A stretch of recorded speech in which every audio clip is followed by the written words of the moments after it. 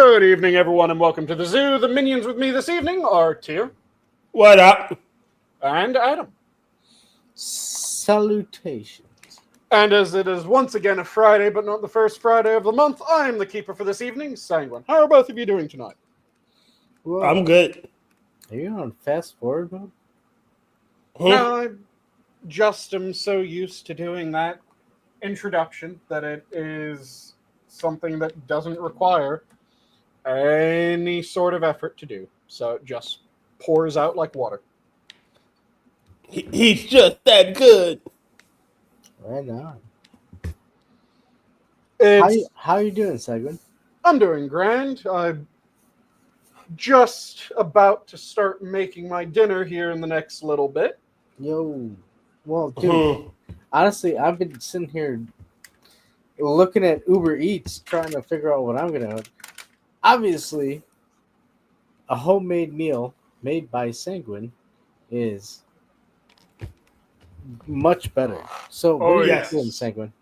Tonight's dinner is going to be a chicken penne in a smoky, spicy mustard sauce Ooh. that is going to be cut with a little bit of lemon juice. Should be absolutely delicious. It should be. That sounds tasty. Mm-hmm. But what are both of you up to today? Nothing much. Fucking had to wait for. I fucking hate FedEx. Mm-hmm. I hope FedEx burns in hell.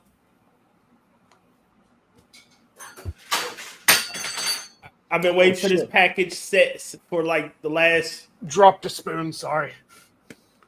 3 days. Wait, what? What is the package? What did you order? It's a game book. I'm a weeb. Hold on. Do they still have game books like strategy guides or? Oh no. It's for a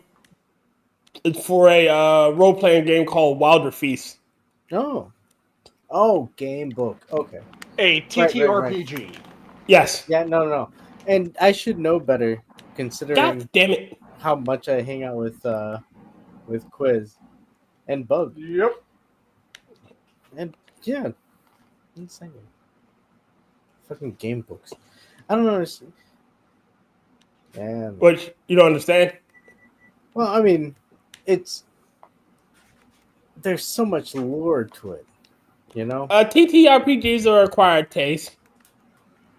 And this one in particular, Sanguine, is about cooking.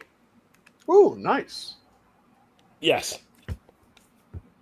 So essentially in this TTRPG, you play as one of the various types of warrior chefs. Mm-hmm. You know, like Saucier is a wizard. Or you let me pull it up really quick on my because I have the PDF version of it. Mm-hmm. But it's fucking fun, and I'm trying to get my group to play it. Where are you, Eternal? PDFs, game books. Perfect.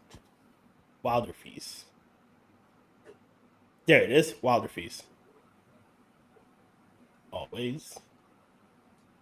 So, like I said, you play as a. God damn it! It doesn't have bookmarks. What the fuck is this shit? Yeah, I don't know why it isn't industry standard to put bookmarks in your PDFs.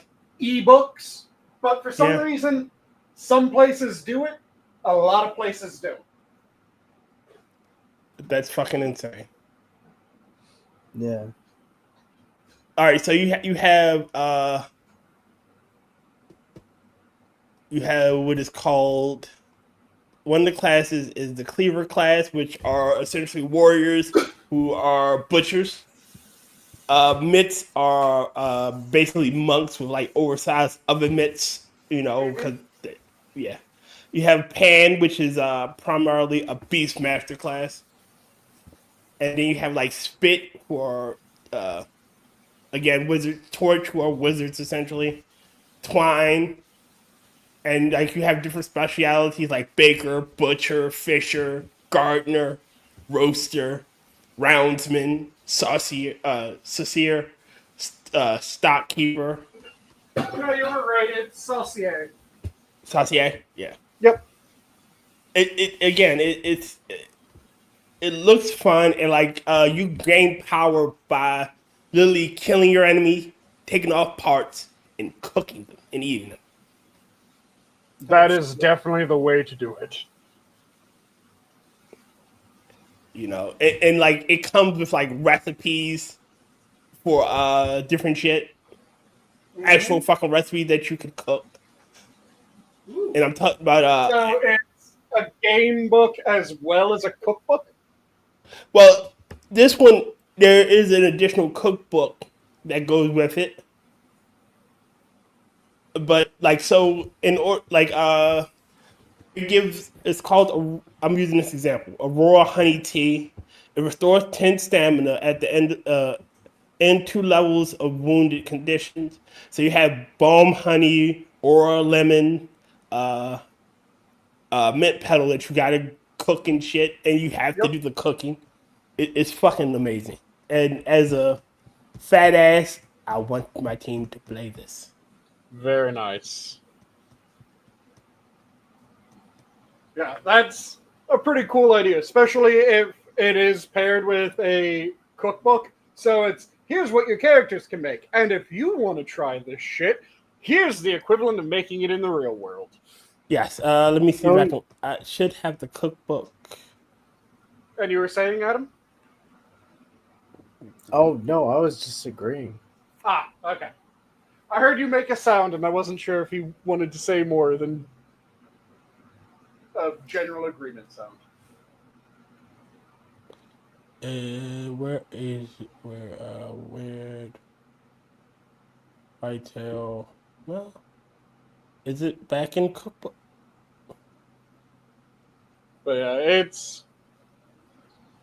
that's something that even in games that it isn't really designed to do that, a good chunk of the time, if I'm hunting or if we're fighting animals in like a D&D game, I'm going, okay, I'm skinning it, I'm eating it. This is now our camp stew. I played a bear folk merchant who was infamous for anything he killed that was like bestial. He'd cook, you know, and he would like skin it and like sell the hide because he was a fucking merchant. He was a ranger for second, a merchant first. Mm-hmm. So he was all about making money and profit. That's like one of the games that we ran when we were doing D&D with the shitlords. Mm-hmm. Was a Ixalan campaign. Ixalan's a setting in Magic the Gathering. I know it has the Aztec vampires who are conquistadors. Yep, it has conquistador vampires and the Aztecs with dinosaurs. Yeah.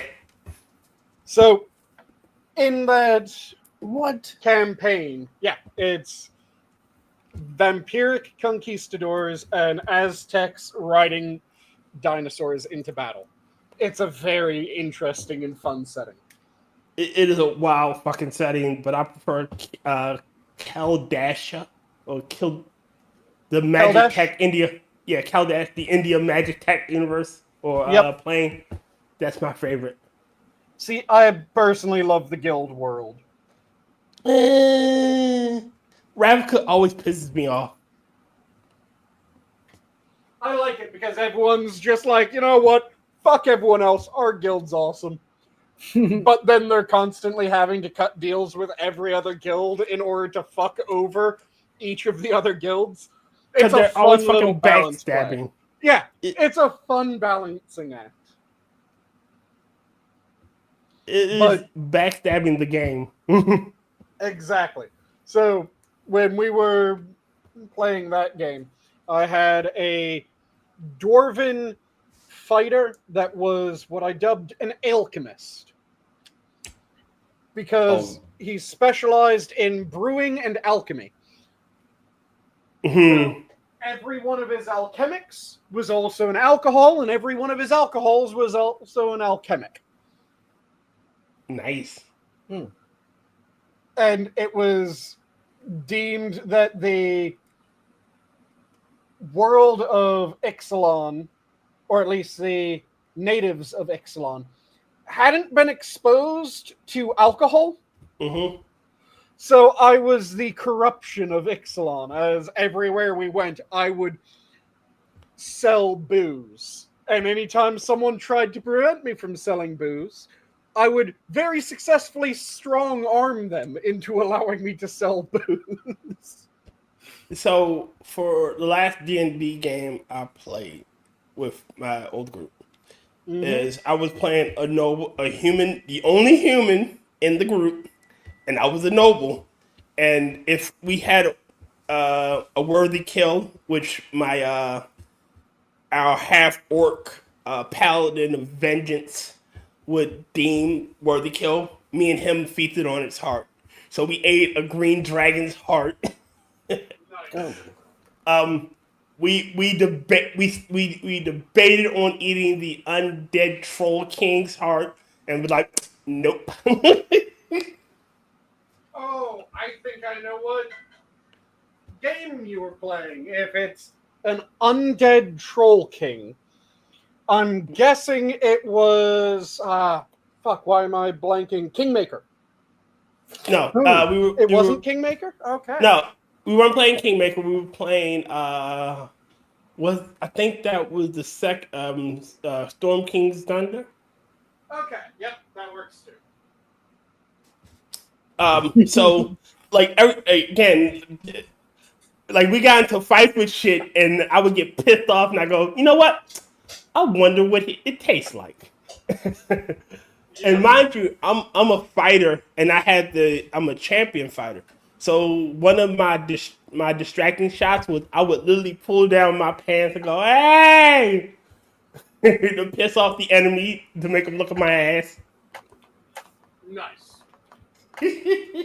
But yeah, for that game, anytime that it was someone that, or not someone, anytime it was a dinosaur that we killed, I would figure out something that I could do with part of the dinosaur to make an alchemic.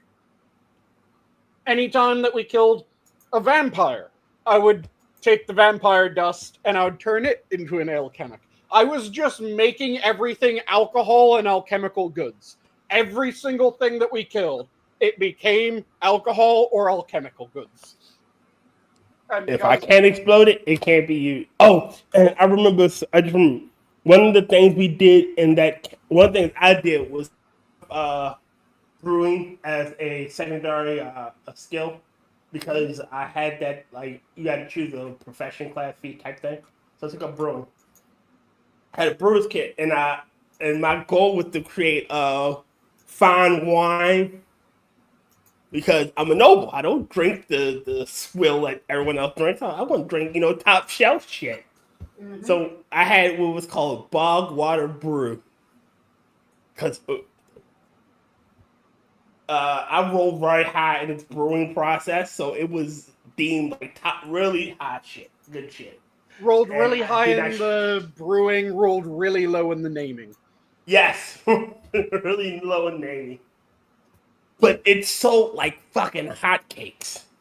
When it could sell.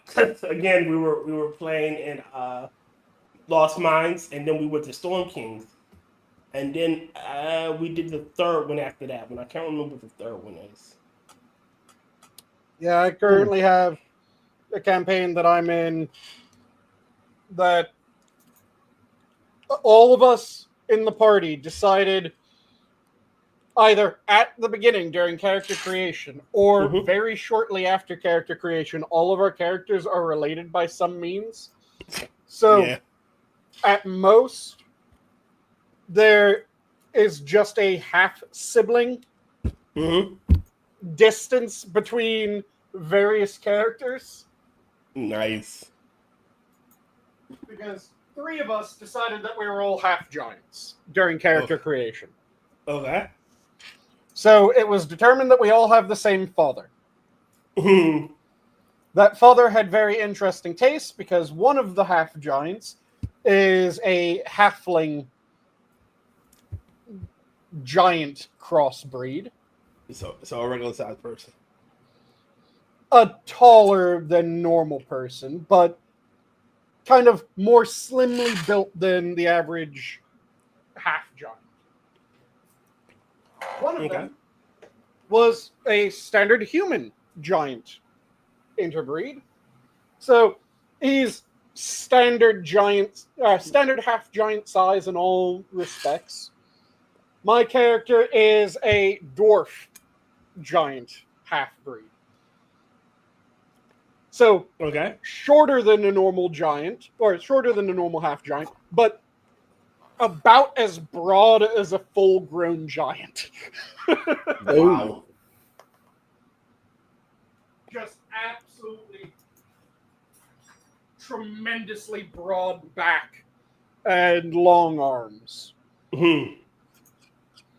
But that game is absolutely ridiculous because it's a 3.5 campaign.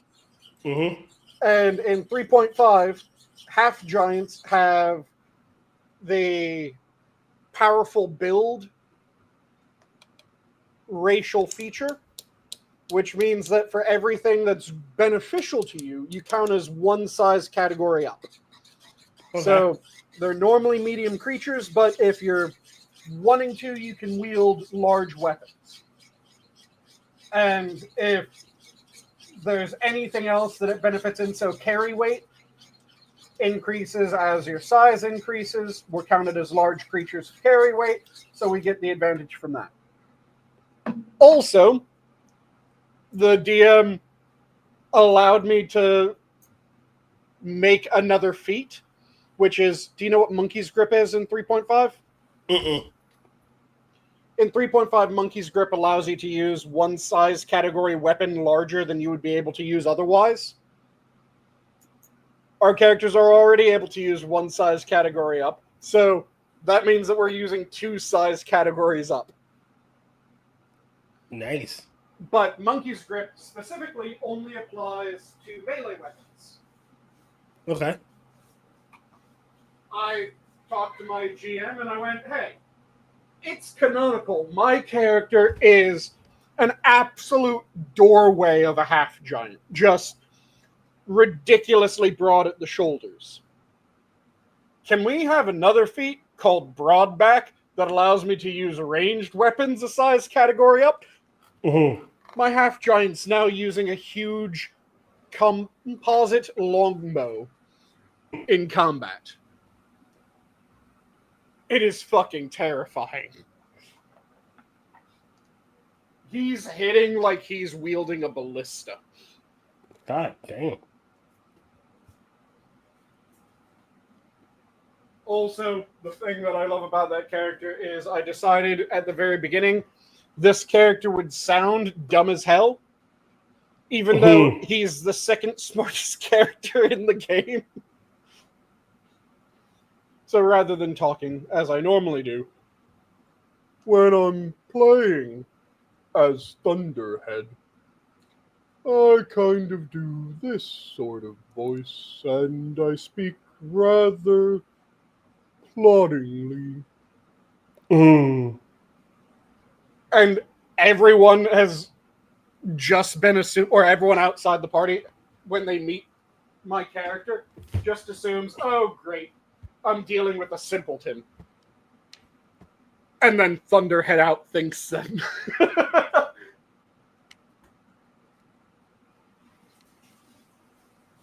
So essentially, you're playing the party fool. Yep, I'm playing effectively a trickster.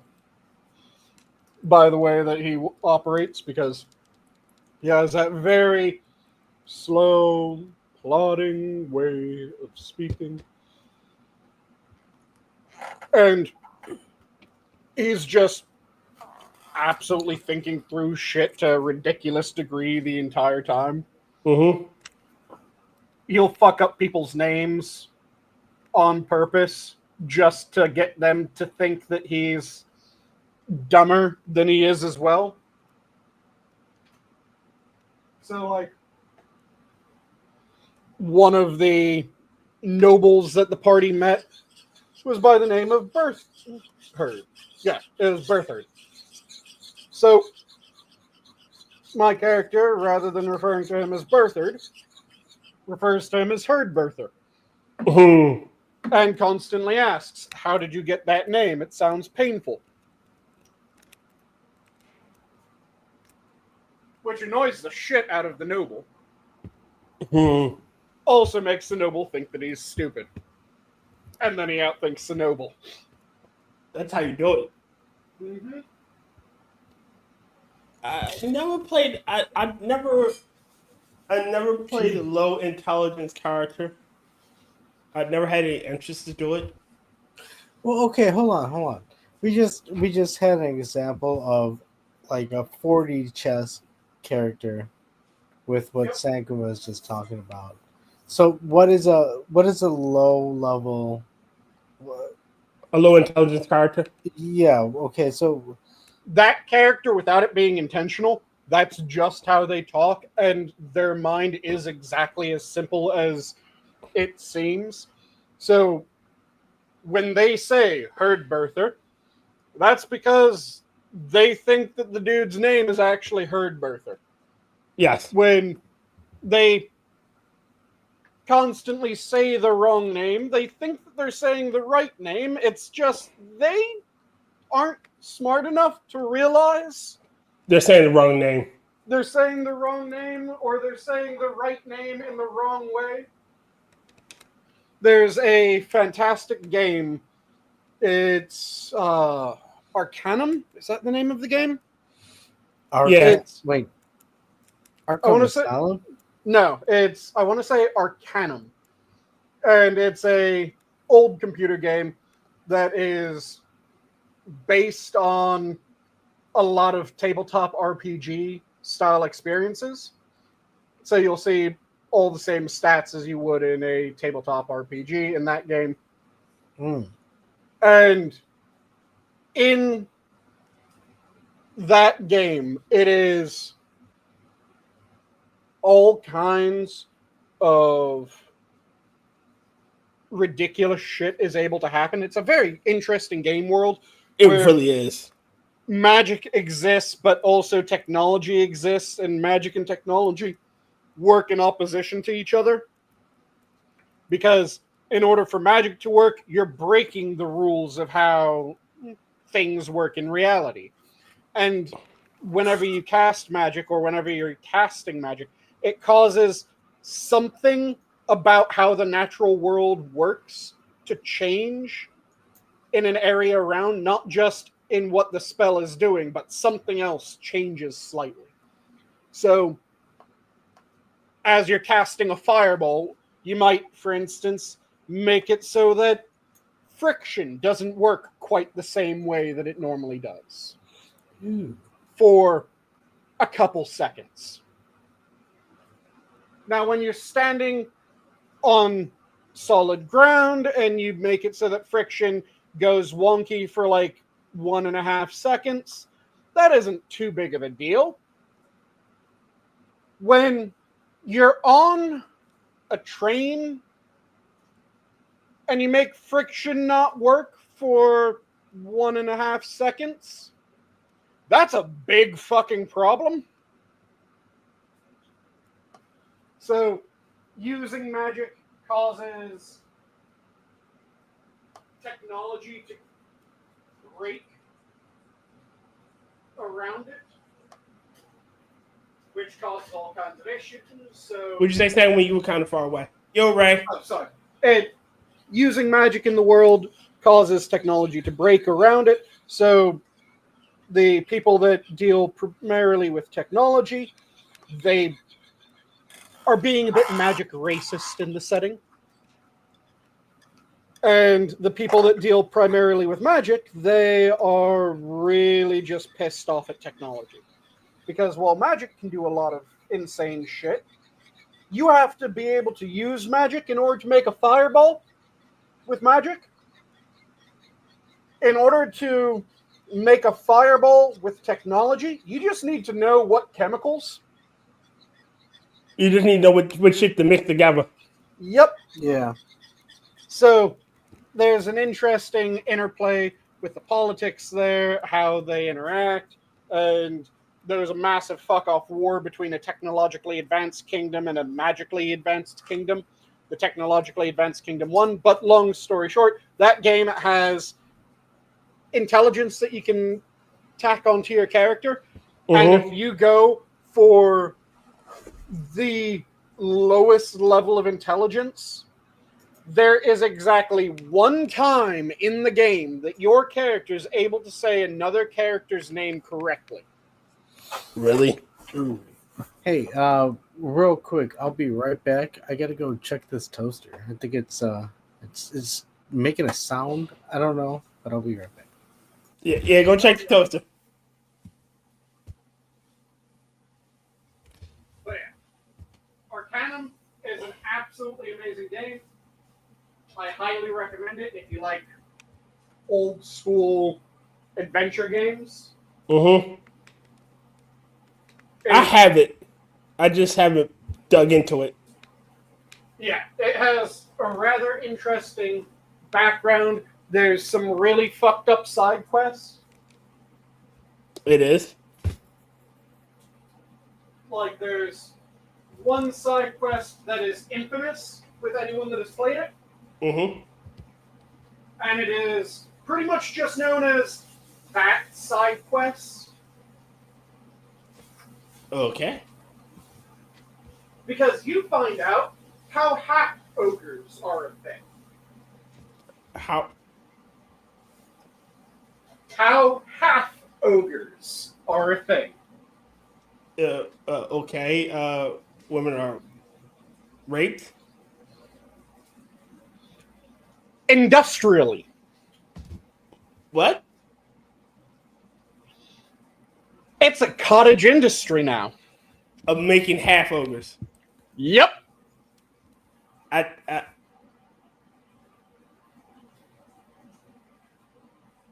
Okay.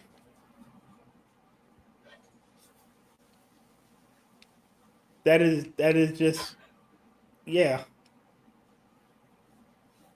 The Merchants Guild needed bodyguards. Okay. And half ogres made the perfect bodyguards. Okay. They were strong, they were loyal, they were kind of dumb, so they wouldn't ask too many questions. Makes sense.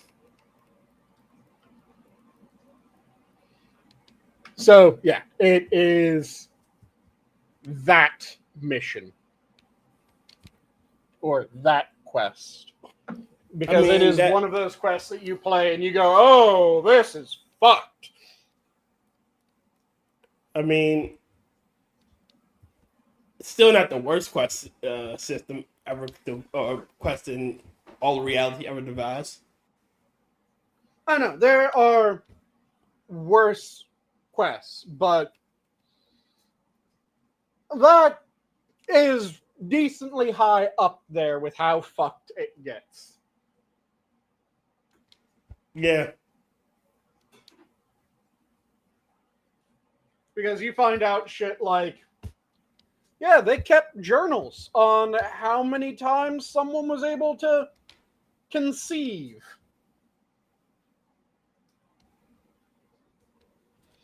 That's scary.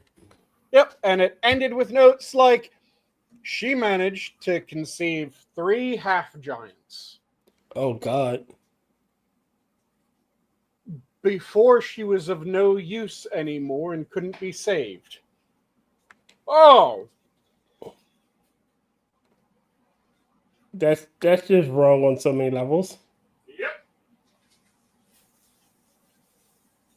And probably one of the parts parts that is the most fucked up about it is, you know how normally when there's a quest that's fucked up like that, you get to resolve the quest. Uh-huh. You get to figure out what happened, and you get to right the wrongs. And you know that the wrongs were righted. You don't get to do it in this one? You could kill everyone of that guild that you ever meet at that point on, and you have no clue if it stopped. I'd imagine so. Oh. I feel slightly dirty just talking about it. Wait, what did I miss? Nothing? A really fucked up quest line in Arcanum. It is the quest line. How does that happen? Well, it's not terribly far from what Arkansas is known for in some respects. But only in Arkansas are they a couple. Yep. Oh shit! Hold on. Okay, so what happened? There's a quest line in Arcanum where you find out how half ogres are made. And you find out that they're made on an industrial scale. And intentionally made on an industrial scale. It's a fucked up quest line. And holy shit, dear, I told you about the thing that I have playing in the side screen. Mm-hmm. So, for those who don't know, the Mike Tyson, Jake Paul, or is it Jake or Logan? It's one of the Pauls. It's a Paul. Yeah. Are fighting today. Yeah, how's that going? Well, Mike Tyson just walked out. So, you know how normally when people come out for a boxing match, they're walked out by someone else? Mm-hmm. And they're psyched up and kind of like cheering and shit like that. Mm-hmm. Mike Tyson just walked out without saying a single goddamn word by himself. Wait, so the main fight is starting just now? Yep. Oh. Oh, well. Holy shit! They said it started at fucking 7 Central. The start of the entire fight card started then. There's a bunch Oh, of well, that poor white boy about to get his poor little brains bashed in. Oh, yeah. It was... He walked out like, this isn't a fight, this is an execution. I hope so. Maybe Logan Paul will learn to stay in his lane. He won't, but maybe. And it was a moment of, oh, fuck, this boy's dead. Oh, well. How cold Mike looked while walking out. And now he's smiling in his corner. Not a full smile, just smirking in his corner. Yeah, this is a bad sign for him. Because when you know you can beat him, you don't take him too seriously. Yep. Mm-hmm.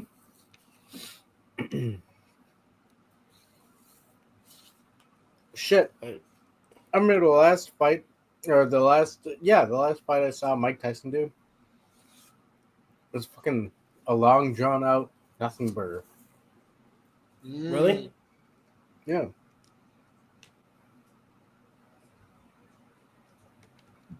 Which one was it? The last one. I mean, he hasn't really been doing too many fights. Yeah, but wasn't sure if you meant the last fight that you had seen or his last fight. The one he did with pay-per-view. I think it was like, I don't want to say who it was because I just remember it was holy shit, Mike Tyson's coming back to do a fight and it's against this guy.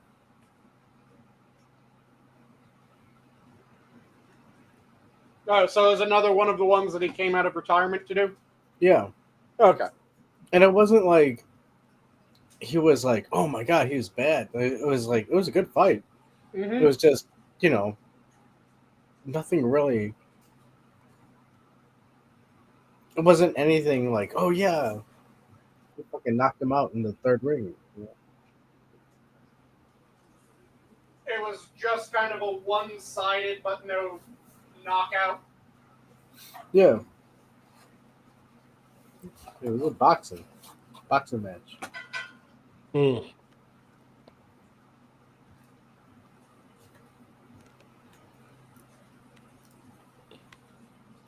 So, sometimes people gotta be put in their place to learn what the. And you fuck around, you find out. That's what I'm more interested in. What?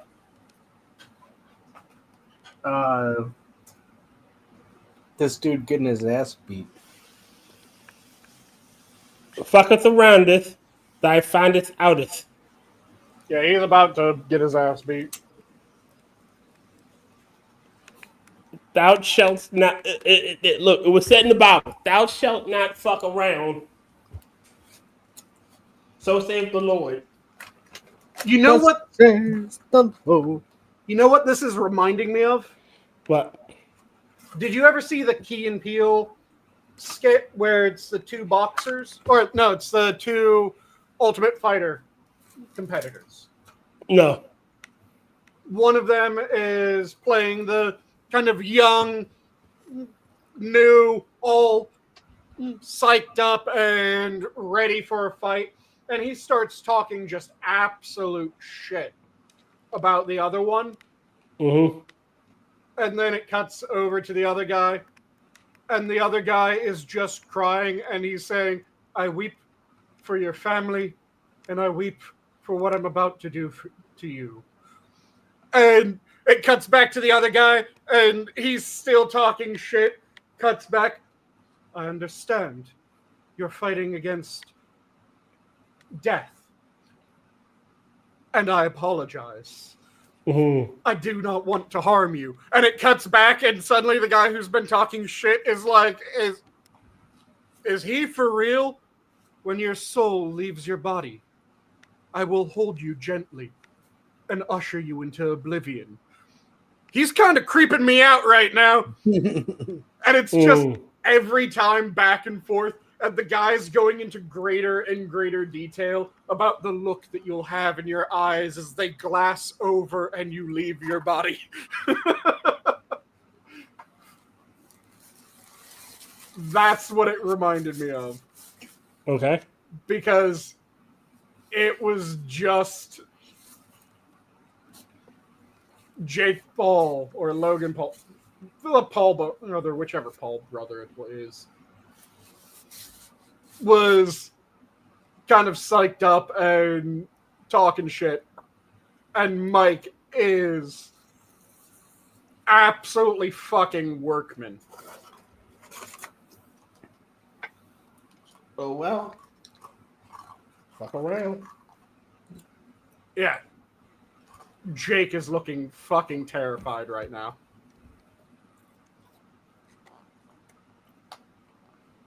What's the saying? When you come for the king, when you come for the crown, you better not miss. Yep. Oh, shit. Okay, so Jake threw a haymaker, Mike ducked it, stepped in, and Jake immediately went wobble leg. What the fuck? It is absolute workmanship for Mike Tyson. For Tyson, this is a paycheck. Yeah. What are you watching it on? I'm watching it streamed. Straight from Netflix? Fucker. Netflix is streaming it, and I think they're the only ones streaming it currently. But yeah. It is absolute fucking workman from Mike Tyson.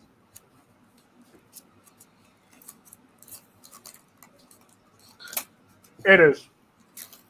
Whoa. But other than that, and you were talking about the anime that you were watching, but you did say that you had 2 things that you wanted to talk about during stream. Do you want to talk about? Oh yeah. So let's talk about Johnny fucking Somali. Who's This- finally finding the fuck out? Yep. Was he still in Korea? Yeah, he's gonna be there for a long time.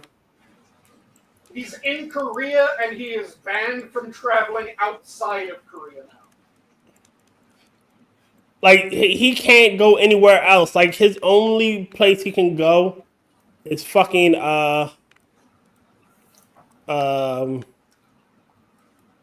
North Korea because he can't go to China, Japan. Sorry, and I'm pretty sure he can't leave in general, Yeah. even with his new passport. The Koreans have barred him from traveling out of the country, Mm-hmm. and they're going to try his ass. So the only option is if for some fucking reason the US comes in, which would piss off Korea. Which they shouldn't. Yeah. They shouldn't do shit for this. And the only other option is him to go to see the Peace Village and make a run. Well, hold on. If the U.S. doesn't go in to rescue him, is this a line for which hostages we would negotiate with? The There's a big basketball difference. He's not a player. hostage. Yeah, well, it's not hostage, but a basketball player who smuggled weed into Russia, or an American YouTuber or VTuber, whatever, Twitch, whatever the fuck he's doing. Kick streamer, Rumble streamer, I don't fucking know. Yeah, streamer, causing havoc in Asia. Are we gonna settle for another fucking prisoner? Merchant of Death. Yeah, we're gonna give Korea their Korean version of the Merchant of Death. That's what we're gonna do. Yeah, there isn't really anyone like that we could surrender. It would be the U.S. going to Korea and going, yeah, we know he's a jackass, he's our jackass, send him back to us. Honestly, all right, there's a huge difference.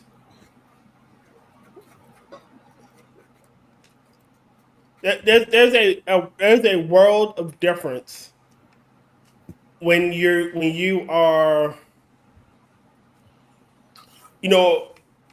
going there and you fucked up. You're doing it on purpose, dude. Yeah, you're doing this shit on purpose. You got one country, you got kicked out of Israel. I want to know something. How is he getting the fucking money to do all this shit? Wait, he got kicked out of Israel? Yeah, like he went to Israel. How do you get kicked? Okay. Never mind.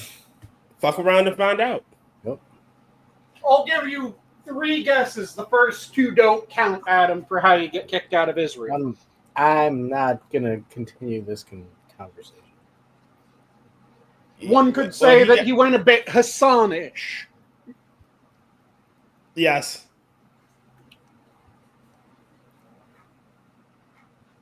He should be kicked out of every fucking.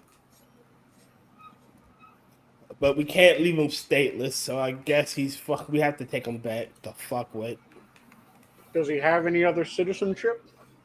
Nope, he's American. Just because he was born here doesn't mean that he doesn't have any other citizenship. Does he have any other citizenship? I mean, he can stay in Korea. Oh, Korea's not letting him out unless we demand Korea lets him out. I don't think Trump he should. let him out? I don't think Trump should. I don't think Trump would. I mean, Trump could. I don't think he should. Yeah. And I agree with you, Adam. I don't think that he would.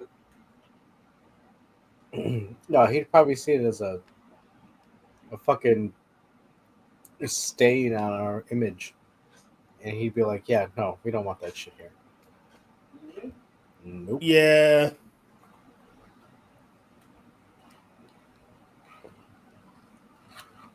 Again, the fuck with should stay in. He should sit and stew. Yep. You want to fuck around? You find out. Yeah, he shouldn't have been able to get away with the shit that he did in Japan. Japan was too nice to him. Yes. He shouldn't have gotten away with everything that he did in Korea thus far. It looks like Korea's not going to let him get away with it. Mm-hmm. But hell, What's the they should saying? have jumped in quicker. A hard head make a soft ass. Mm-hmm.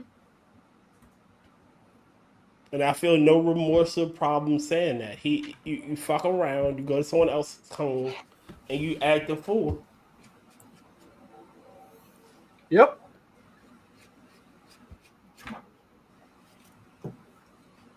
Oh wow.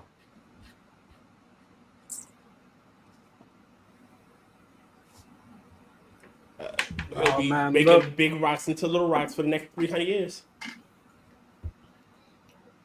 This fight is slightly annoying because you can see exactly what Jake Paul's doing, and he's doing the right thing that he should be doing. Mm-hmm. He has a longer reach than Tyson. So you're trying to keep him at arm's length? He is keeping him at arm's length, and the moment that Tyson's able to slip in, he goes for a clinch. So they had to separate him. No, Yep. Mr. Scott. No, Mr. Scott, I'm not talking about you.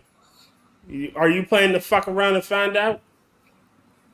Is he trying to wear him out? Boy's trying to survive. Well, he's all right. So essentially, they get too close. The referee has to separate them. That resets the reach, and he can attack. When he gets in close, he clinches. Referee has to separate them, forcing them back apart. It's a very effective strategy. See how it pays off, Cotton. Yes, when you have the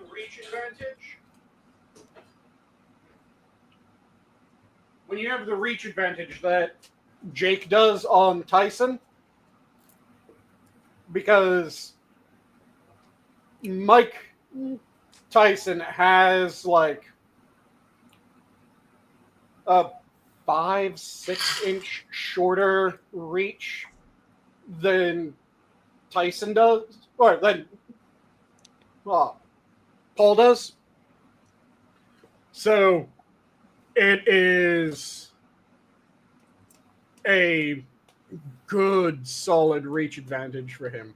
Mm-hmm. And like I said, every time that Tyson gets within his reach, it's either he tries to dance out or he immediately goes in for a clinch.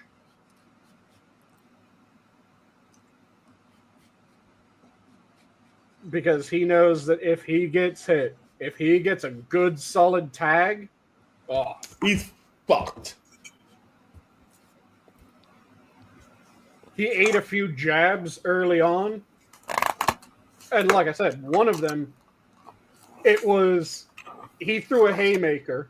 Mm-hmm. Tyson ducked it, stepped in, didn't throw a haymaker of his own, threw a jab, and for a split second, Jake went stank leg.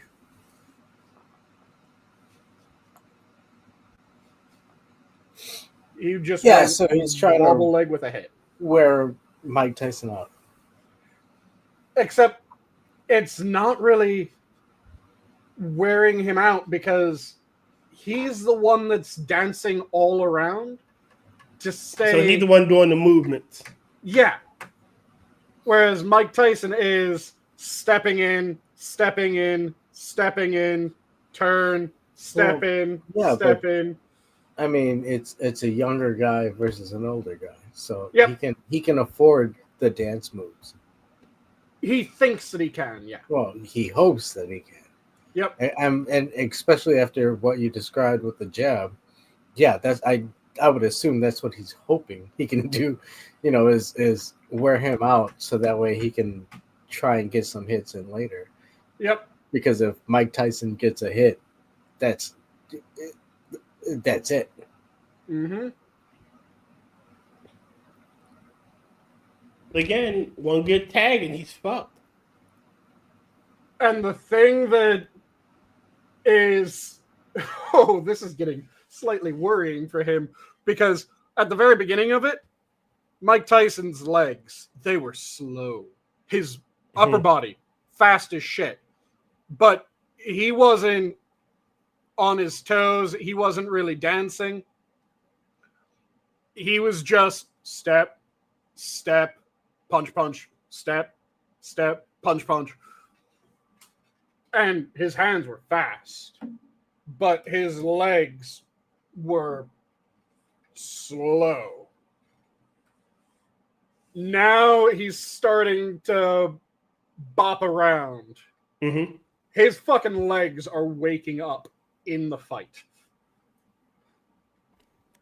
The fuck did I just Sanguine? I'm gonna play something and I swear to God, if you pulled up one of the tweets of Mike Tyson's ass and you're trying to play that on stream. Fuck no. I'm not trying to get the stream shut down. God damn it. I'm not that evil. Because that was also something that caught people off guard in one of the interviews. Was right before the match, an interviewer went and talked to him, and he just saw Mike Tyson standing real close. And then Mike Tyson answered the final question that he had. He turned away and just full on ass out of the shot. All right, I sent it, Sanguine. Okay. Sanguine, you're gonna want to murder somebody because even I, a troglodyte that cooks, would not have done this travesty. Where did you send it? It's if you look up share a screen. I'm trying to share it to you. Oh, share screen. Okay. There we go. Oh, yeah, I've seen people do this shit. It's dumb as hell. It's a steak. All right, I'm not going to lie. I use the George Foreman grill for most of my motherfucking steaks. Yep. But that is... The season... fuck did they... That shot right before it loops? No, go a little bit further. Just shy of that. Nope. Go back the other way. Other way? Yep. This one? Yeah. It clearly because it's not fucking...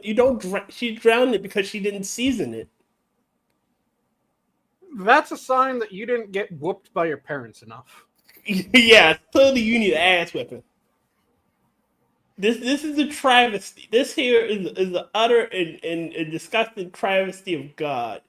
Who fucking does that? And then not only did you ruin the steak, but you ruined the fucking toaster because the drippings. Mm-hmm. She need an ass whipping. We need to call Tyson and tell him about her. That just makes me think of the who would win, Mike Tyson versus Coughing Baby. Dun dun dun. God damn, I didn't know Logan Paul was taller than Mike. I'm sharing another screen with you. Mike It's not isn't his that ass. tall, but Logan is rather tall. I'm sharing another screen. One moment, quickly stirring this.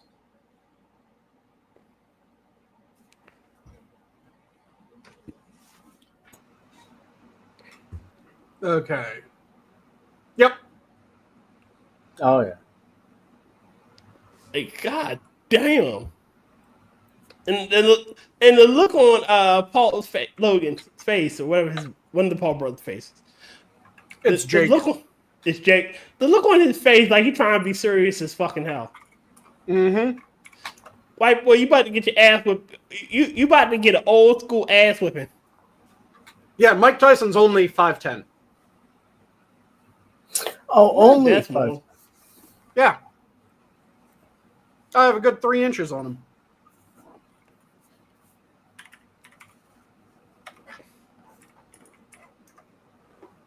So he's only 5'10". It looks like Mike getting,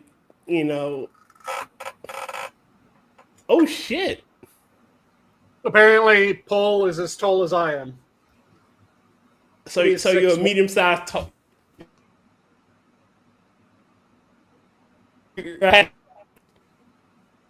You're breaking up on my end. Is he breaking up on your end as well, Adam? Yeah. I thought it was my headset. Hold on. You're back clear for me. Let me turn off my. Hold on. Wait. Am I coming in okay, or am I breaking You're up? coming in okay for me. Okay. Falling down. Okay. Can you guys hear okay. me? Yep, we can hear you. Yay, I'm hurt. I don't want to go deaf anymore. Hold on. Wait. Continue the song. I'm falling down. Falling down. I don't know. Hold on. I don't know if it's breaking. I think it might be breaking. Could you continue, please? God damn it. Yeah, and no. Y'all need to pay for my concert tickets, okay? You can't get a free performance, all right? What is I'm the not 7th verse of that song? Listen, sir. First off, no tickets were offered, so I'm not Kamala Harris. Y'all not gonna be giving me like, you just came here on the show, so you gotta perform too. Oh fuck no. Oh god no. I'm Beyonce. I don't perform for free. all right. That sounds fair. Off air by your handlers? What is that? Do you get pulled off air by your handlers? Oh god, Jesus Christ, that was just terrible. That interview was going poorly. Mm-hmm. I think with Tier, I'm friends with school shooters. I think. Oh shit. Okay, never mind. I do not endorse anything that he has to say. I love. Oh, Jesus. Oh man, how can he say that with a straight face? Oh Jesus Christ. That was absolutely stupid as shit when he said that. I'm friends with school shooters. And the look he gave too. And then wait a minute. JD Vance's look like that side eye. Are you fucking kidding me? I'm just glad the Don Rickles bit didn't catch on. Oh yeah, he God, he does look like Don Rickles, doesn't he? When he made there was some faces that he was making during that debate. That it was like, oh shit. I think I had a picture of it. This Vance. He just needed to start talking about the Polacks, and people would be right back on his side. I'm friends with school shooters. Walls.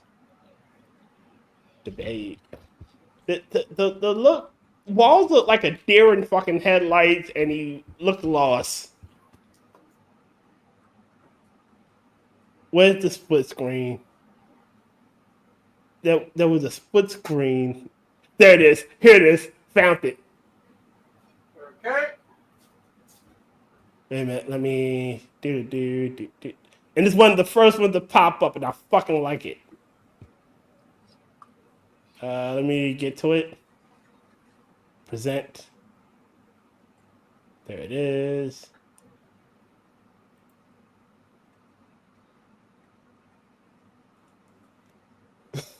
The look on his face is priceless. Yep.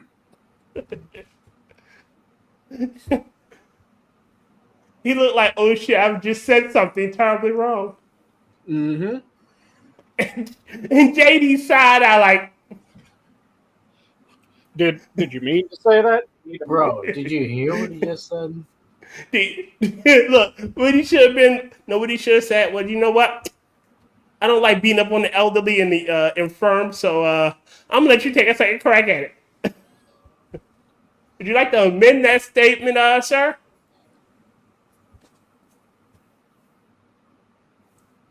Oh God, it's terrible, it's terrible. And this election cycle has been the most entertaining ever. The amount of memes that will be used forever from this one debate will go down in fucking history.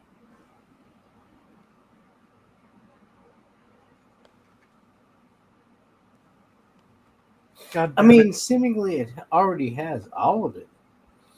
I mean, every day seems to be giving us a new bit of history. Again, So no sad news. Mike Tyson took loss. mercy on him. Not sure if he lost. He absolutely took mercy on him because before the end of the match, Mm-hmm. he reached out for a glove bump. And Mike gave it to him. Oh no, Mike was the one who reached out for a glove bump Okay. before the end of the match. When Pole's hands had started to come down, Mike was just like, "You did decent. Bump it." Is he really doing the Axe body spray thing? And Wait, so he's it's over? ignoring his hand? Oh, Paul's hands started to come down. Oh, he thought he was going for, I see it. He didn't notice the handshake. His hands were coming down already. Then Mm-hmm. Tyson reached out with the hand, like, "You did a decent job," before the bell rang, rather than taking advantage of the open. Okay. Which is why he took it. He decided not to go for the kill shot. He decided to go for Mercy. sportsmanship. I mean, to be his age and with a younger fighter. Yeah. Yeah. Yeah, it's ending in decision rather than knockout.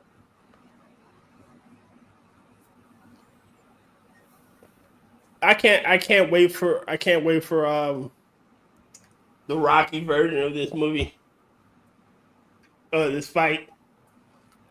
Rocky comes out of retirement to fight Apollo Adonis Creed. Mm-hmm.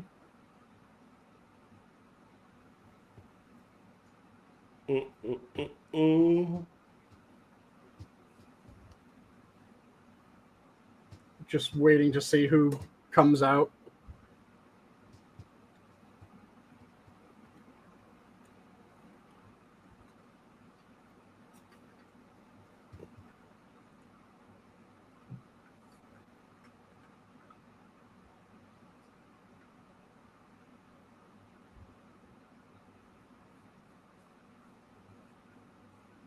Who's winning?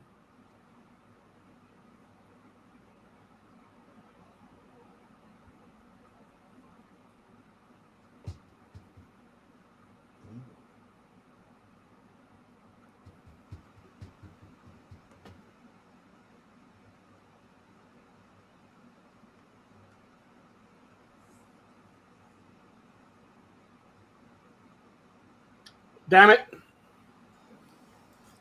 Decision went to Paul. How close was it? I think it was 1 point.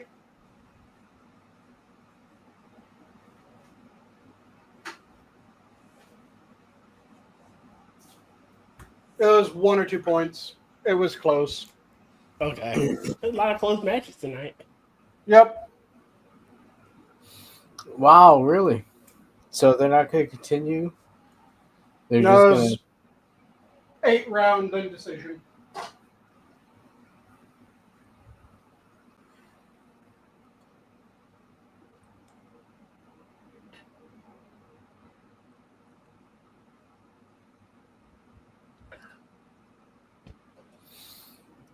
Great. Looks Yeah. like we get to hear a lot of bullshit coming from Jake Paul. Mm-hmm. Yep. Yeah, he danced the entire time at that distance.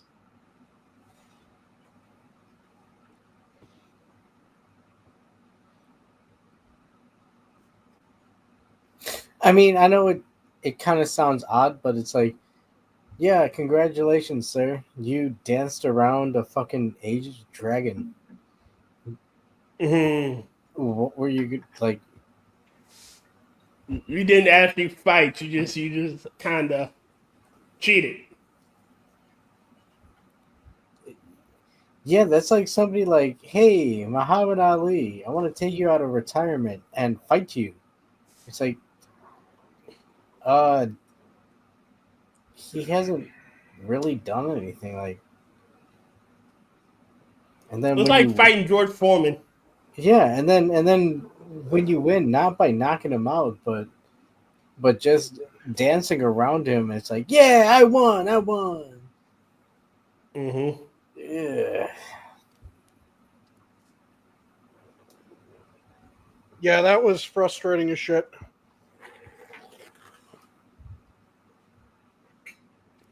Oh man. Well, I can't wait to hear about this for the next fucking couple of weeks. Yep. He's gonna be smugly and insufferable about it. And like I said, the one solid tag that Tyson got was that early on when Jake went for a haymaker and he just ducked underneath the haymaker, stepped in, and just boop right into Jake's face. And Jake's leg went all wobble leg. And then after that, he made sure that he was not getting within the range for that. Yeah, that's when the strategy went to just get the point. Yeah. Yep. It became keep him at range anytime that he got within his striking distance. Quickly either go in for a cinch or hop back so that you're just out of his range again. That was the entire fight. It's one of those things that's... Do you guys know about the Inoki versus Ali fight? So, in the Inoki versus Ali fight, it was Ali fought a Japanese wrestler. Okay. By the name of Inoki. It was meant to be the first mixed martial arts. Hey, Harry. The first mixed martial arts fight.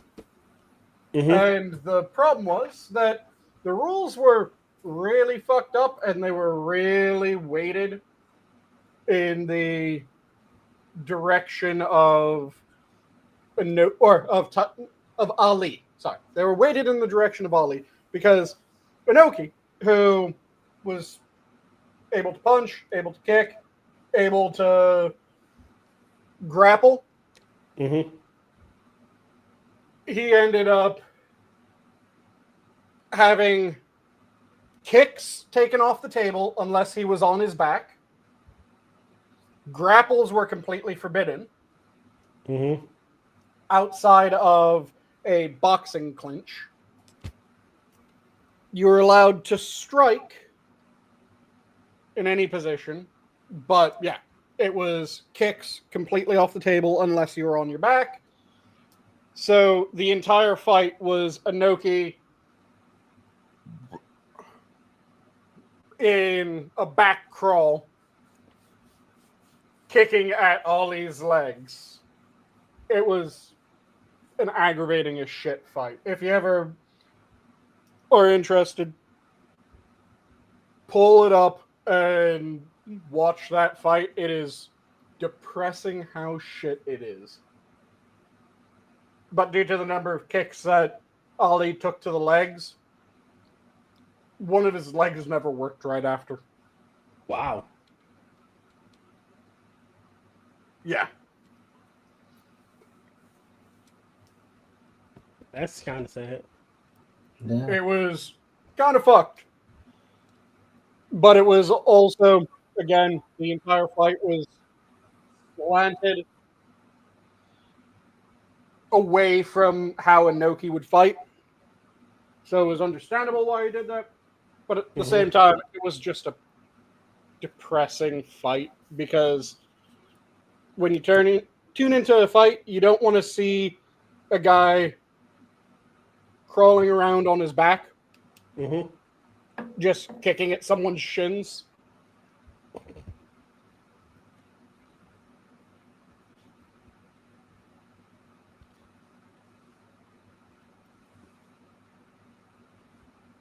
Yeah. But yeah, other than that, what else do you guys want to talk about? We are just over an hour. And hello, Harry. I know Tier said hello, but I didn't say hello. So, unfortunately, Harry, the fight was mostly at Jake's range because Jake took one decent hit early on. He started out the fight scared, took one decent hit early on, went wobble-legged for a half second from the hit, and then spent the rest of the fight at his range. Anytime that Tyson was close enough that he could have thrown a punch, either Jake would jump back or he would immediately go in for a clinch. So it ended up getting decided by judge decision rather than knockout. And in the decision, Jake won because Jake threw more punches throughout the fight since Tyson was waiting to actually get in range to throw a punch rather than just throw punches at Jake's range.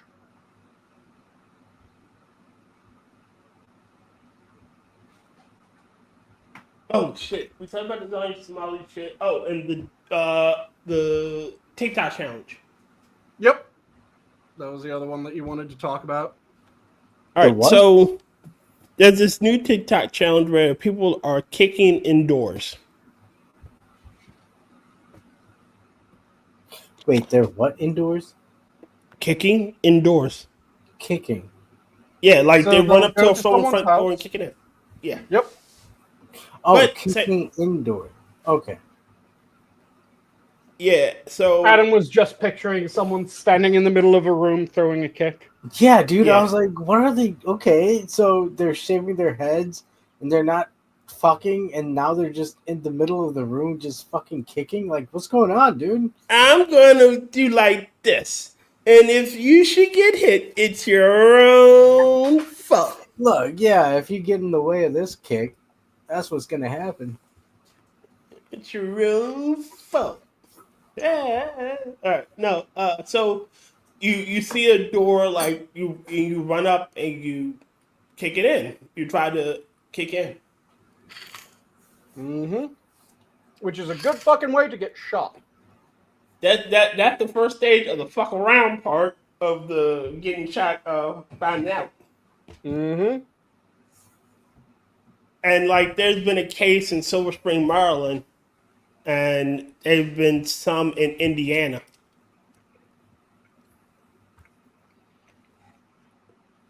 And yeah, Harry, that about sums it up. Though it wasn't both of them dancing around. It was Tyson constantly stepping forward and Paul dancing around him.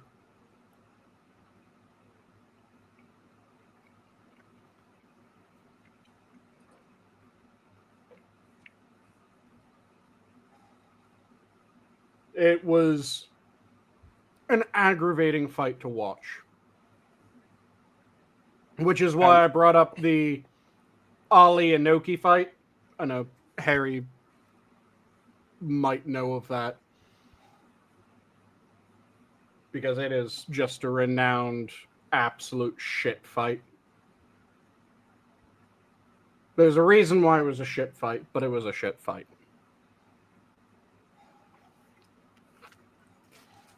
Oh well.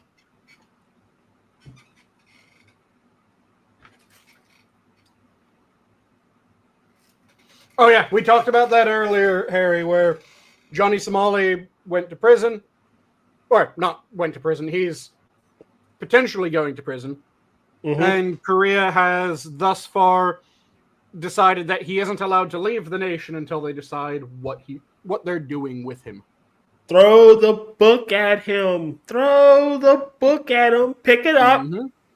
Smack him over the head a couple times, and then throw it at him again. Mm-hmm. Hung Lo Lu will be his cellmate, and Hung Lo Lu likes American meat. Again, this is Korea. A third of their names are Kim. That sounds racist until you actually look at the stats, and a third of their surnames are Kim. Well, Hung Lo Kim likes American meat. I'm just going to leave it at that. No one fucks with Hung Lo Kim. Something involved with bamboo comes to mind. Well, from what I've gotten through fourth-hand sources, they have forced labor. He could be picking cabbage. He could be.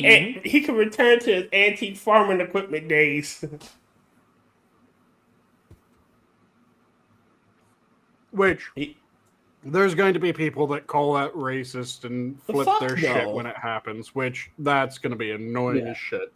The Koreans are going to be like, "Fuck you! He should have never came here and did shit. These are outlaws. Go fuck yourself." Mm-hmm. When in Rome, do as the Romans.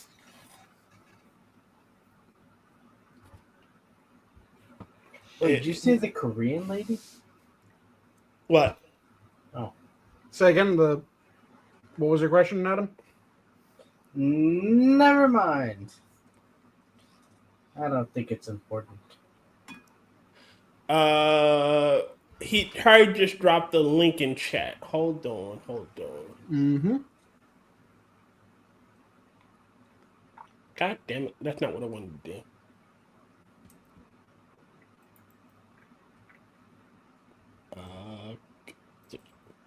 Okay. You have it open because StreamYard does not allow me to click the link. Yeah, it won't do that. Uh-huh. Yeah, I have it open. I'll send it to you. Share screen. Mm-hmm. If you want, you can read it or I'll read it. Share it and we'll decide. Watch the unbelievable racist Asiana hoax or crash hoax that fooled a local TV anchor. Okay. Captain Something Wrong. Oh. Yep. YT Low. Holy fuck. Bang ding. Oh. All right, all right. This is the link. Coroner is still trying to determine the cause of death. Wait a minute. Coroner is still trying to I can determine hear. the cause of You can't wait a minute. Can you I can hear hear. it? Yeah. Okay. death and whether she was already dead when the truck hit her. We have new information now also on the plane crash. KTVU has just learned the names of the 4 pilots who were on board the flight. They are Captain Sum Ting Wong, Wee Tu Lo, Ho Li Fook, and Bang Ding Ao.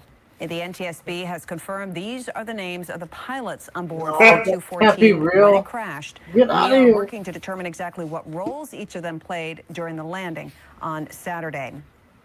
Investigators will be The look of she looks like she taking it seriously. Mm-hmm. That's a dick move though. We see low. Ping Wong. The only thing that I'm surprised about with that is that someone didn't slip in some way of making an Asian Sam Hyde. Yes. And some guy named Sam Hyde. Yeah. Can't keep getting away with Samu this. Heidi. Oh god, that's terrible. People are assholes, and I approve it. Mm-hmm. Harry said he saw that live. That is glorious, Harry. What some people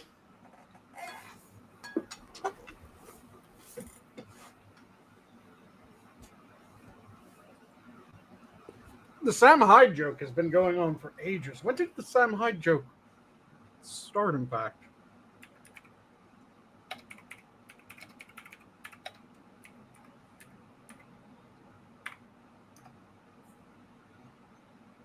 Mm.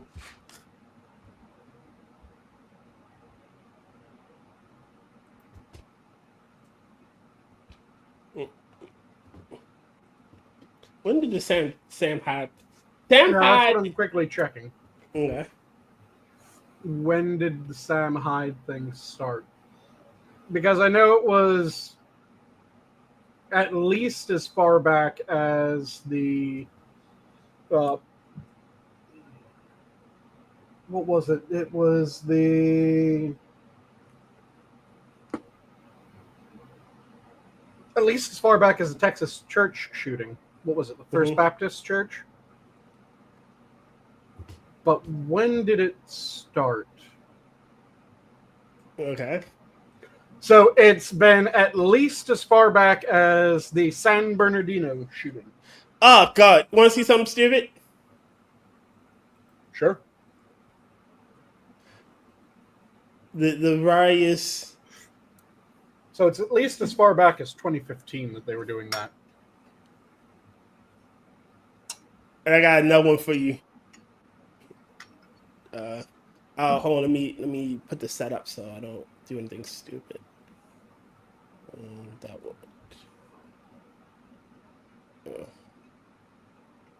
Hold on. Give me a second. Mm-hmm. There we are. I'm proud with those. I'll play this one first. There. This one I found funny.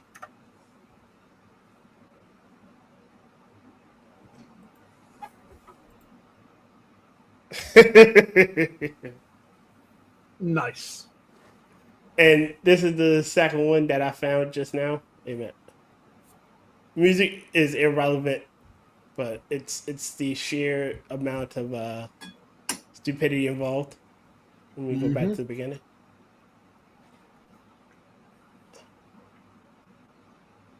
The COVID. Mask in the pool. Yeah. Mm-hmm.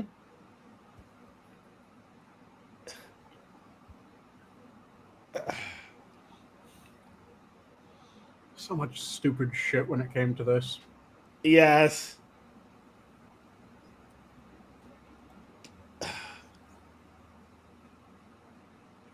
This is fucking retarded. Mm-hmm. Why are you masking the dog? Really, dude?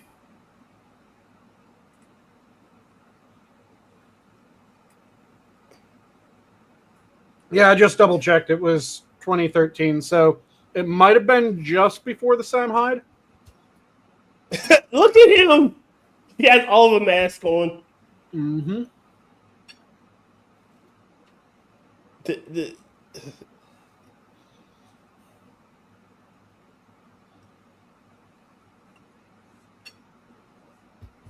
The hysteria.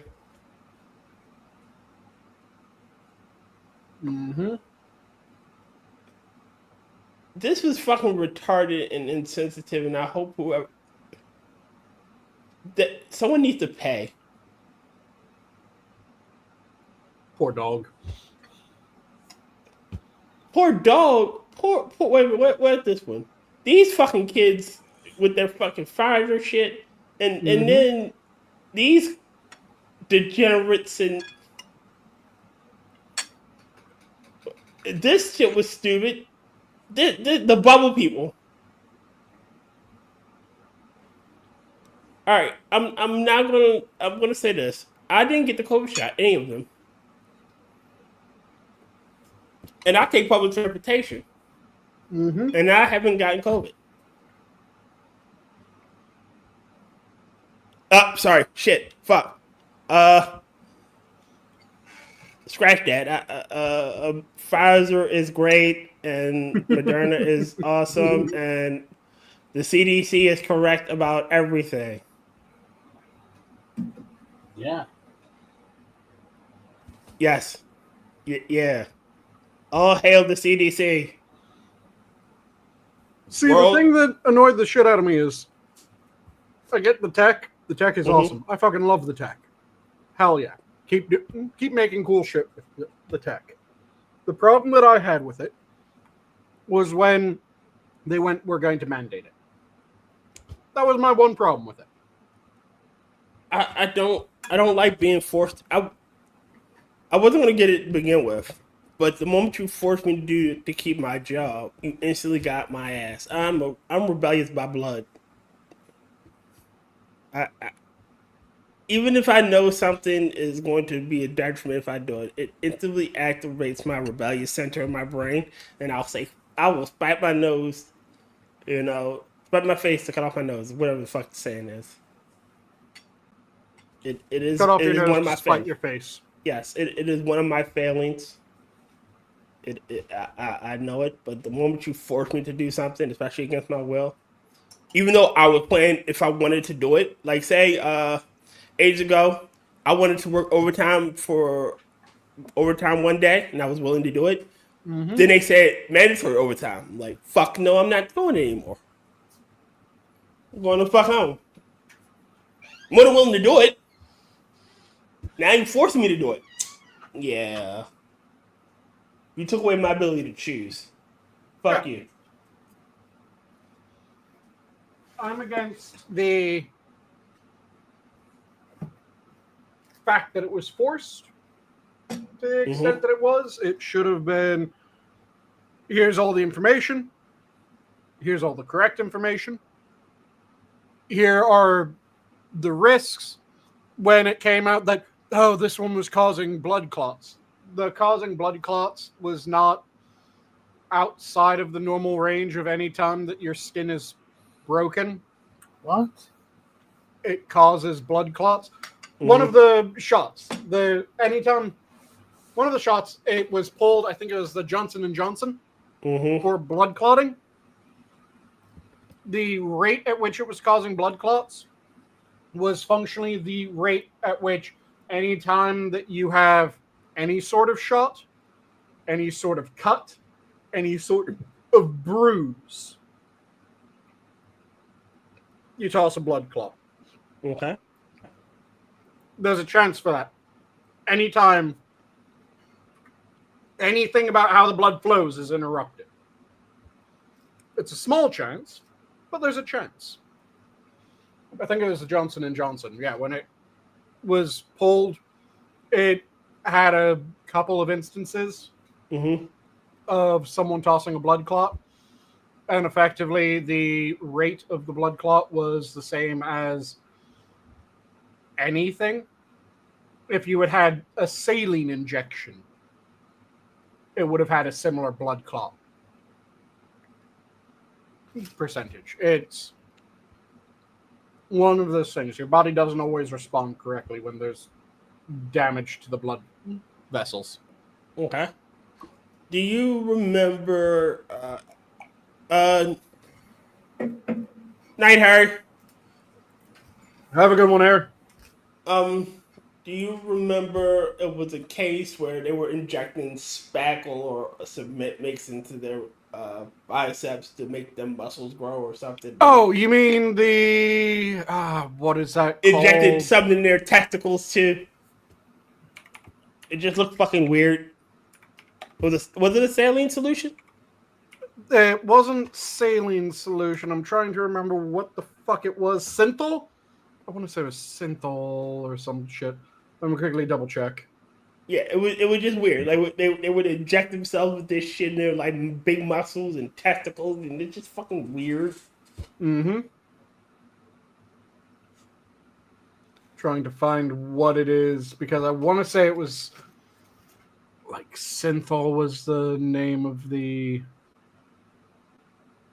shit they were injecting. Okay. Let me just look up. Yep, it was synthol.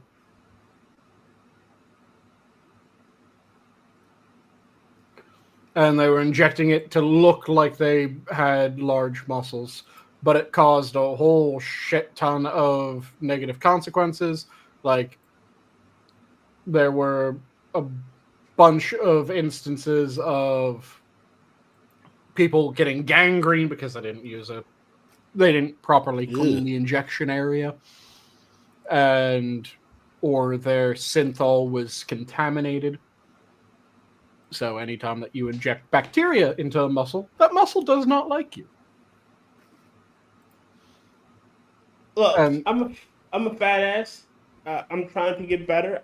I had a salad for dinner, you know, and I'm trying to lose the weight, and that inject shit in me. I don't like needles.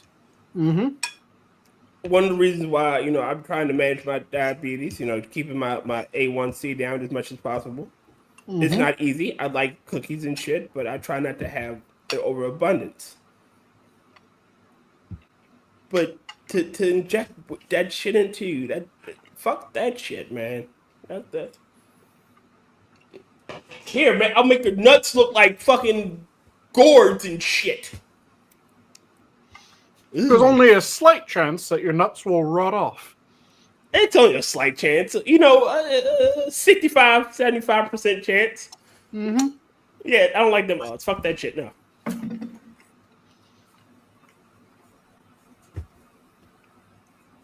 Like, keep that needle away from my balls.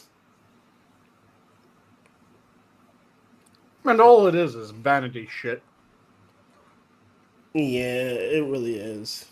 Because it doesn't do a goddamn thing for your muscles. It doesn't help you. It doesn't improve your strength or anything. All it does is it makes your muscles look bigger while staying just as weak as they currently are. My nuts are going to look huge. Mm-hmm. Yeah, they will. Sure, Jan, sure.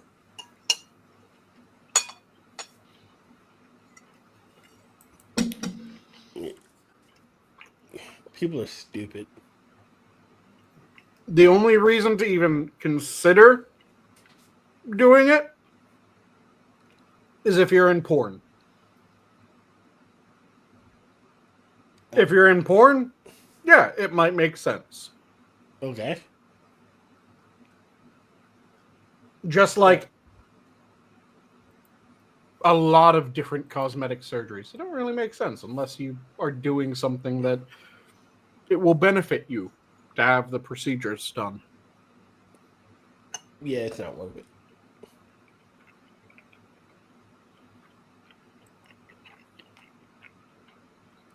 None of that shit is worth looking like a deformed freak. Mm-hmm.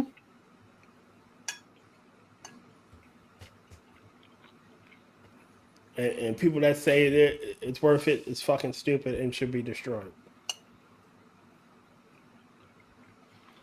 Oh well. Well, no, you should ask what their job is.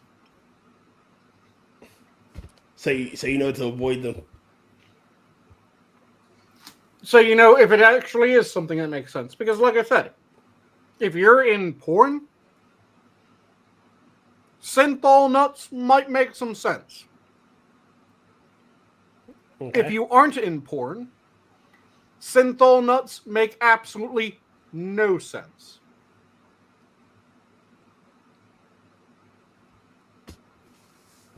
And that's gonna look huge. Huge.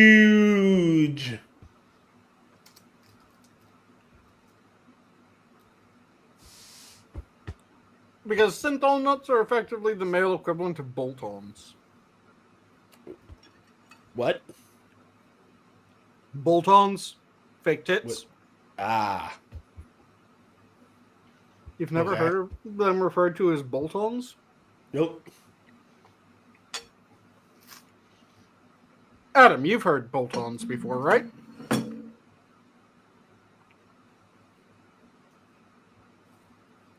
Or is that now an archaic turn of phrase? I would assume it's an archaic turn of phrase. That was a fairly standard one. You went for the truly $500 word. You are Michael Dyson to me. Like I said, bolt-ons is a fairly standard thing. At least it was in the 90s. Okay. Big tits wear a pair of bolt-ons. At least they're not like Z cups. Well, they could be. Ugh. If you're getting a set of bolt-ons, the only thing that's limiting you is the elasticity of your flesh. I think Adam fell asleep. But yeah. I think we lost Adam. Mm-hmm. So the question is, anything else that you wanted to talk about? No, I can think of, my friend. Did you see that there's election conspiracy theories abound? Oh, wait a minute. Hold on. Saying, are you telling me that people are denying the doubting the integrity of the election? There are people that are claiming that Starlink caused the election to be flooded with improper votes. Mm-hmm. There's a really interesting thing about that, though. Do you know one of the defining features of voting machines? They have to be connected to the internet so it can tabulate the machines and give an accurate account. During voting, they are not allowed to be connected to the internet. They have to then have the chip removed from them to be inserted into another machine that then just transmits the information to a central server. Okay, didn't know that. They also aren't allowed to be connected through Wi-Fi and shit like that. Most of them. Okay. So, someone coming out and saying, well, Elon Musk has Starlink, so that allowed him to change the votes. No, that doesn't work that way. It would never work that way. It can't work that way. That's an absolutely ridiculous statement. Then there's also, you remember how in 2019 there were a bunch of people that were saying, well, statistically, this is unusual, right? Okay. Yeah. So there's a bunch of people currently saying, statistically, this is unusual. Only now they're saying that it's unusual that Trump won. Yeah. Again, Kamala conceded. She knew she would beat. There was no way Yep. for there was no victory for her, no matter what she did. You conceded the election. What you're doing now is grasping at straws, trying to make the mandate of heaven, for which Donald Trump does have, seem illegitimate. Cope and feed, bitches. You're trying to justify why having not just the electoral college but the popular vote is not actually having the electoral college and the popular vote. But I'm still want them to justify getting rid of the electoral college. You lost them both. Mm-hmm. And did you see the map of all the blue? I'm not sure if I did. Well, it was only in major cities. Mm-hmm. But Which everywhere is else is a fucking nightmare of red. Mm-hmm. And I think I have, and I was doing Maryland. Maryland is actually a red fucking state, but Baltimore, D.C., and a few other counties flip it blue. Yeah. Most states are that way, where most of the state is red. It's just big cities go insanely heavily blue. Mm-hmm. So that jerks them back over, especially with their population size.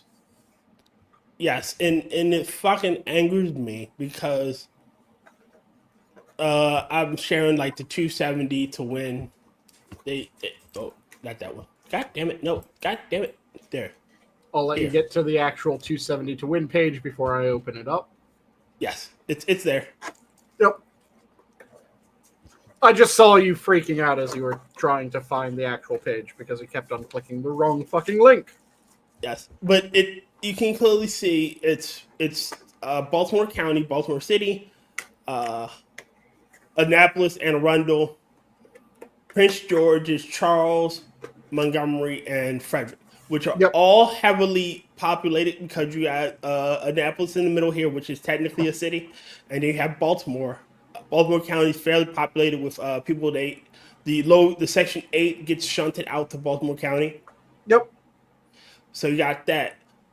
Fredericks has a rather large population, and then most of this is around the DC area. There's actually a home in Old Frederick, Mm-hmm. which is part of Frederick, of course, Mm-hmm. that is a building that was made by one of my ancestors. I didn't know dwarves, lived in Frederick, Maryland. Interesting. Oh, they did, and they built structures so durable that they are still standing and still absolutely usable to this day. But yes, again, with 312 to 226, and most of that is literally California, New York, and like every other small little state. Oh, the thing that I found hilarious was everyone was saying that, oh, this is going to be the year that Texas turns blue. Texas is going to turn blue this year. This is going to be the year of the blue wave in Texas. And people just kept on saying it again and again and again and again. And it was hilarious because there's a shit ton of states that are considered true blue that are closer votes than Texas was. Cali almost flipped red. It was fucking close. No, Cali is one of the ones that's still rather far. Cali is like 60 Nope. 40. Look, if you look at that, if you look at all the counties, if they could gang up and like destroy, if they weren't, San Diego, Los Angeles, San Francisco, and Sacramento, if they weren't null issues because you have city kids and low information voters, but again, That was closer than Texas.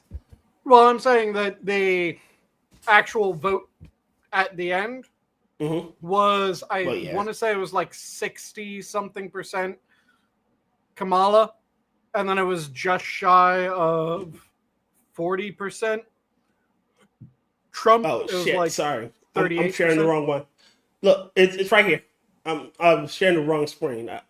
God damn it! It doubles up. I fucking hate when it does that. Share this one. All right, so you can clearly see. Oh, so it this fell is- just below 60. Okay.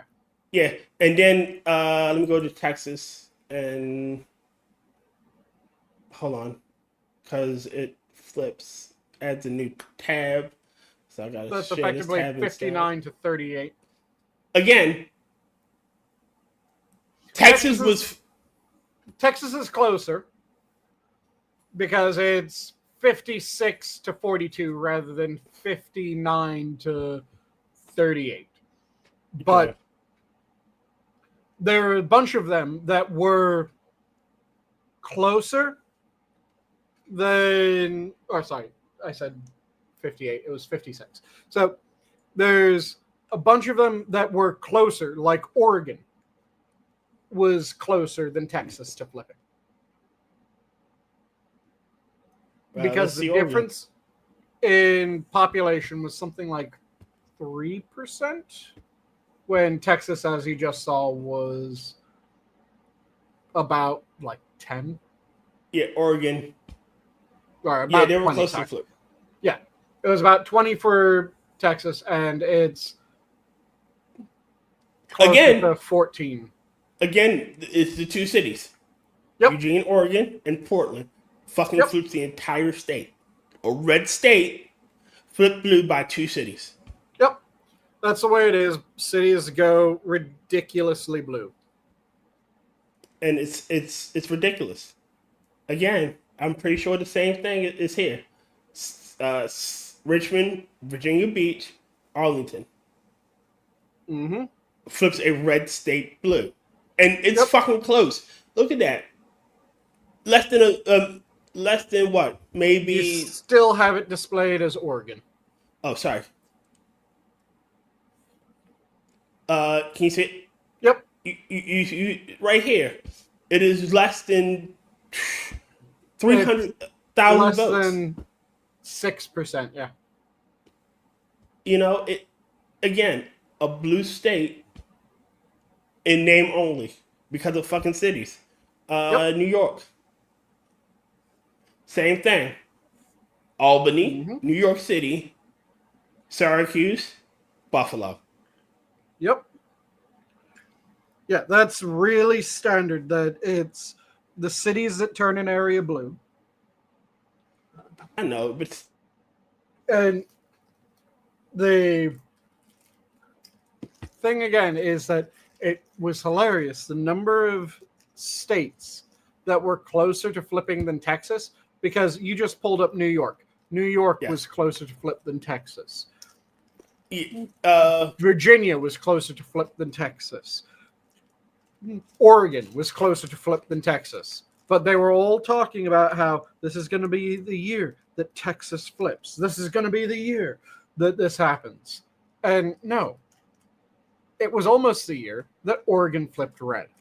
Or it wasn't really almost, but if you want to say that one of them was close to happening, it was closer to being the year that Oregon flipped red than it was that Texas flipped blue. The thing is that Democrats in about 3 or 4 states have such an obscene, commanding lead that those states, they're pretty much written off. Those states are... Yeah, Maryland was called before. Maryland was called before our votes were even totaled. Yeah, California, Maryland, and Washington, I want to say, are the ones that it was a blowout. It was like 60 to 30 something. Whereas in the Republican states, it was all in the upper 50s upper to mid 50s, or mid to upper 50s rather, and down, which is a very different thing. And again, they are closer than those blue states, but they're closer than those blue states because those blue states are absolute ridiculous outliers that you can't really get more extreme than that and have it be anything other than DC, because DC is the only one that goes like 90+% Democrat. Mhm.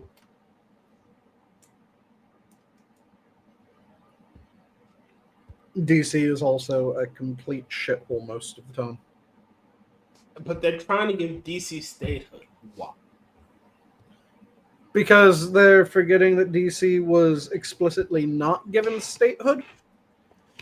And it was explicitly not given statehood to make sure that the seat of the federal government was not given undue power. Well, you also got to remember, technically, DC is conceded territory between Virginia and Maryland. And in order for DC to have statehood, they would have to buy the land from both Maryland and Virginia. Though, if I remember correctly, wasn't the Virginia concession for DC returned in the, I want to say 50s?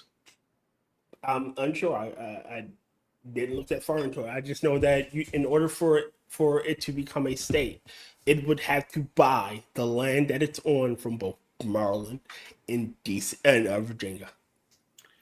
Unless, like I said, the Virginia concessions were already ceded, in which case it would just be for Maryland. Yeah, wasn't yeah.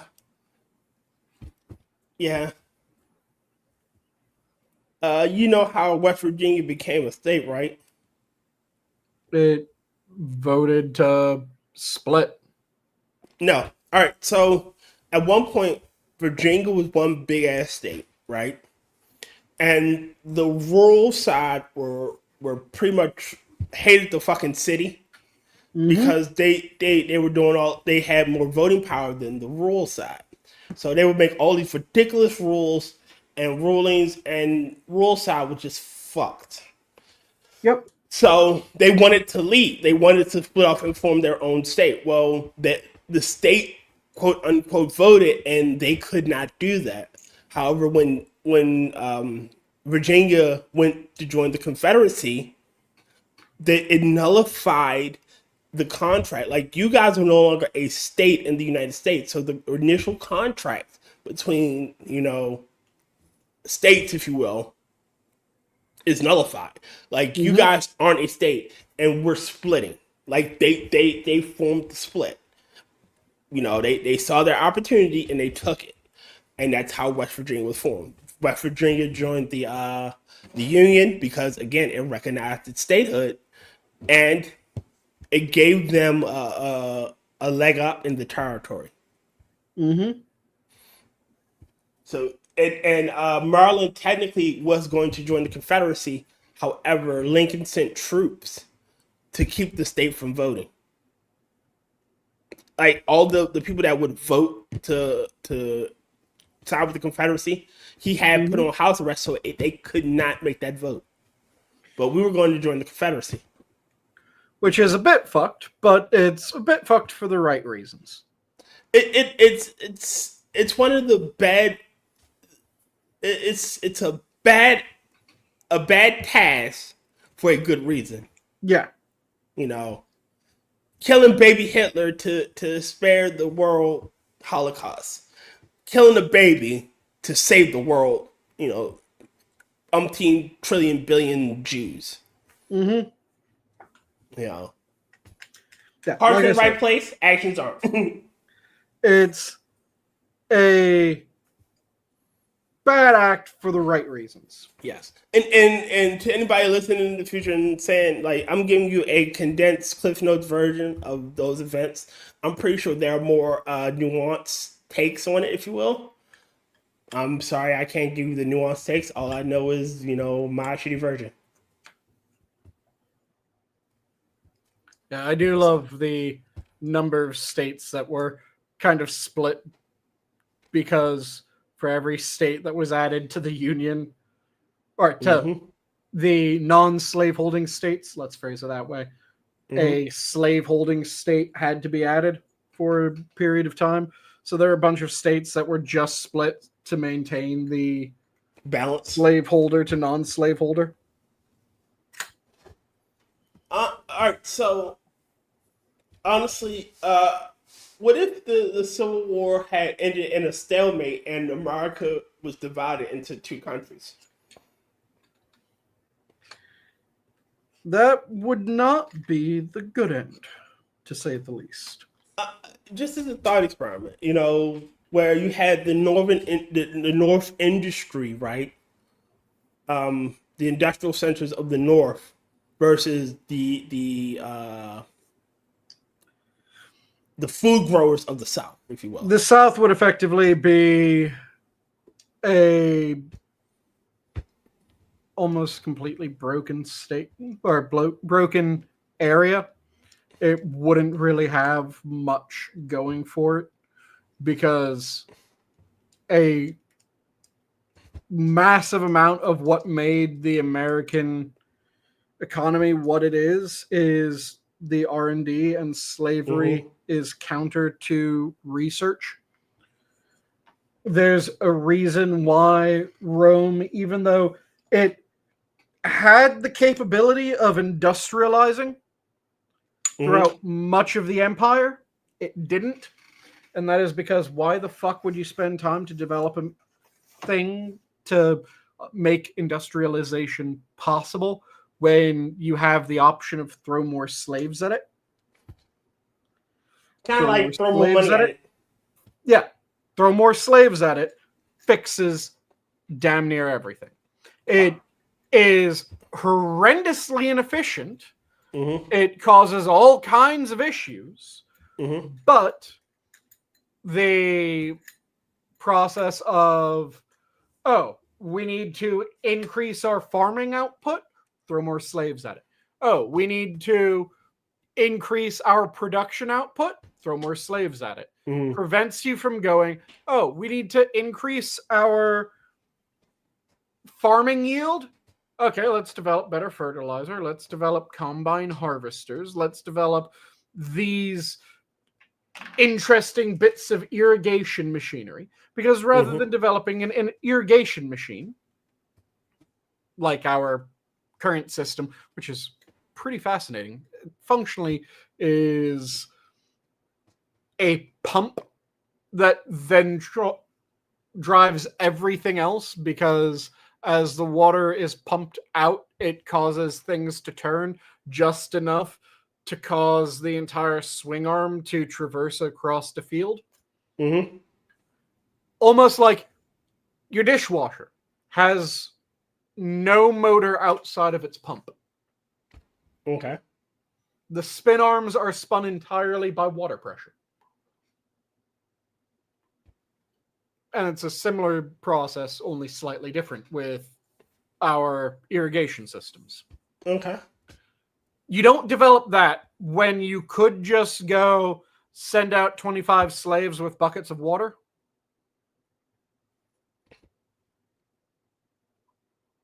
Because why would you? Slavery kills innovation. Yep. And it always has. So you'll notice that anytime that there's a empire that deals in slavery, the technological development kind of falls off. Whereas areas that forbid slavery, at least within their borders, end up launching forward. A really good example of this is the English Empire. The English Empire, famously, if you were upon English soil, which throughout England, that meant if you're actually on the Isles, then you were a free man.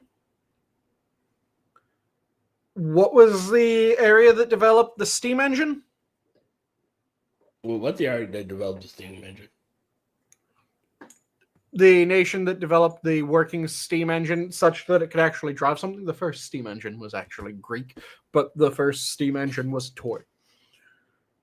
The first actual steam engine that was put to any sort of real work was built by the English. Makes sense. The people that developed trains and shit like that, English. The people that developed a lot of technological developments, English. Improved metallurgy, English. Because the English didn't have a large population, they couldn't just throw slaves at it. They had to be creative. So they had to make shit.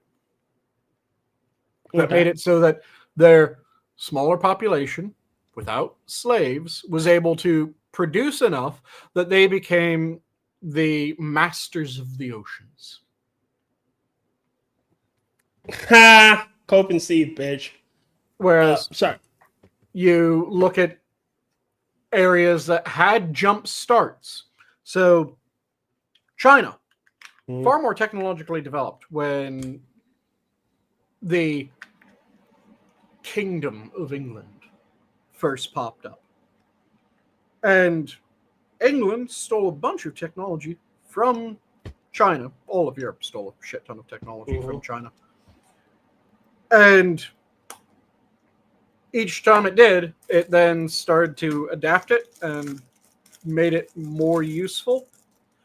Because what was happening was in China, they didn't really have slaves, but they had an absolutely enormous population. So, well, they did have slaves, but it wasn't an entirely slave economy. I'll phrase it that way. It was traditional serfdom, but they had such a large population that you ended up with similar issues to the slave issue of, oh, we have this problem, throw more people at it. Oh, we have a problem, or this problem, throw more people at it. Oh, we have this problem, throw more people at it. And throw more people at it became the answer to everything. Whereas England didn't have a large enough population to just throw more people at it. So they had to develop new things. By developing new things, they ended up driving innovation. Again, mother of necessity. Innovation. Necessity is the mother of invention. Yes, there it is.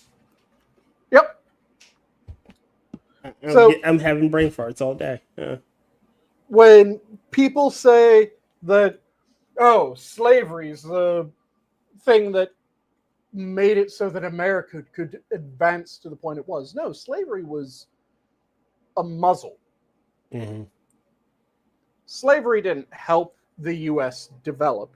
It was a muzzle. There was an argument, King Cotton, which is an obscenely racist argument. By the way, King Cotton is making a modern-day resurgence, which is rather aggravating to me, because when you're talking about immigration, have you heard people say things like, well, if we got rid of all the immigrants... Who would pick the avocados and shit like that? Yeah. Yeah. Who would work the farms? Who would work the fields? Who would build things? If we got rid of the illegal immigrants and we made it so that there was no illegal immigration, well, all these industries would suffer. King Cotton. Not fucking true. King Cotton was an argument prior to the Civil War. That was an argument that was meant to justify slavery. You know what the argument was for King Cotton? No. Cotton was such a ridiculously important crop to the United States that if we did not export cotton in the same quantity that we did currently, if the price of cotton increased, that would fuck over the states. Then it would fuck over the states to the point where a lot of shit wouldn't be able to happen. So, due to the fact that the main way that the cotton-producing regions of the United States were able to produce more cotton was by slave labor, it meant that if you banned cotton, or if you banned slavery, rather, you would end up crippling the cotton industry. And by crippling the cotton industry, you would end up crippling America. It's the King Cotton argument. That is the King Cotton argument. You swap that to illegal immigration, and you have the modern day equivalent of the King Cotton argument, where it's, well, if we ban illegal immigration, then all our food will become more expensive.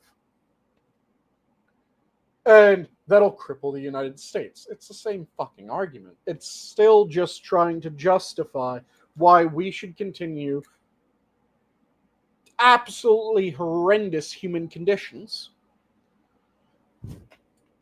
in order to reap a short-term yield.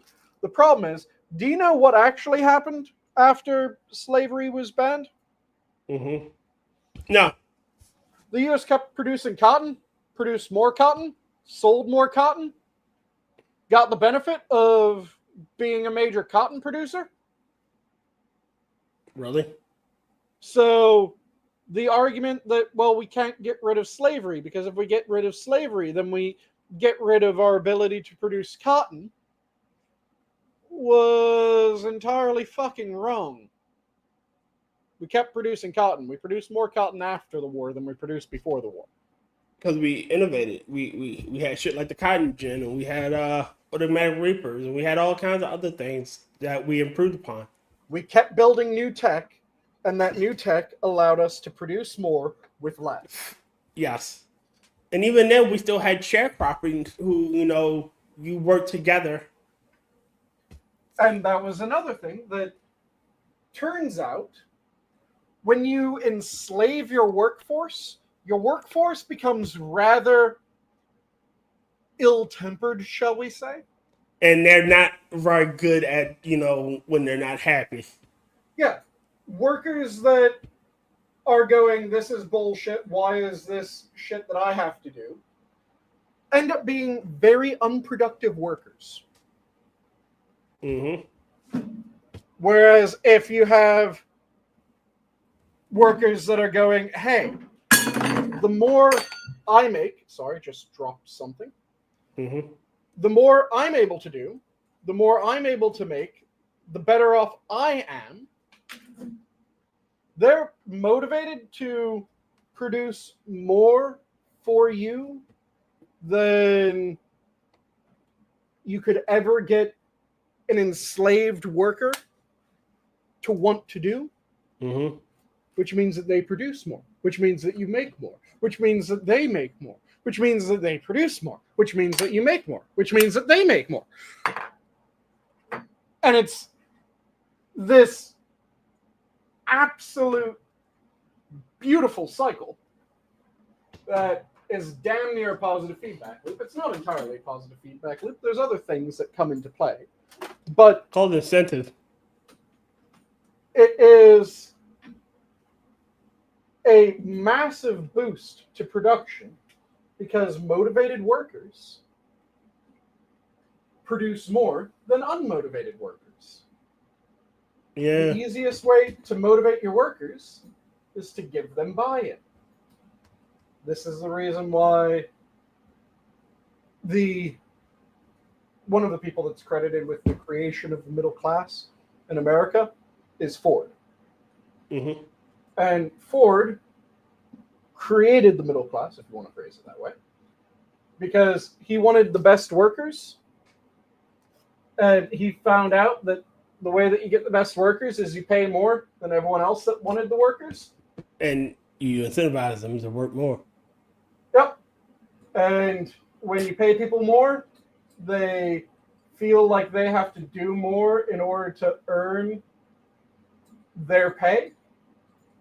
So they produce more, which then should encourage you to pay them more, which then encourages them to produce even more. The problem is we have a bit of a broken system where the payment decisions and the output are kind of broken. And there's a lot of people that make too much to do out of this because they completely forget that engineered efficiencies are a thing. But the issue that I see with a lot of it is we have this almost capture by the middle managerial class, specifically the upper middle managerial class, because lower management, they have to look the workers in the face. The upper management, they have buy-in, so they care if the company survives long term. Upper middle management, they're just far enough up that they don't have to look workers in the face, but they're just far enough down that they don't really have the same amount of buy-in, so as long as the company is there for as long as they're there, they're happy. If the company survives past them, okay, that doesn't really do anything for them. So you end up with a lot of people who are making decisions about how the company should be run that don't really pay attention to if their decision is threatening long-term survival of the company, nor are they paying attention to the effect that their policies are having on the workers at the company, which yields to results that piss all the workers off and are detrimental to the company's long-term prospects. Sanguine, I hate to cut this short, but I'm starting to fade. You're failing, yeah.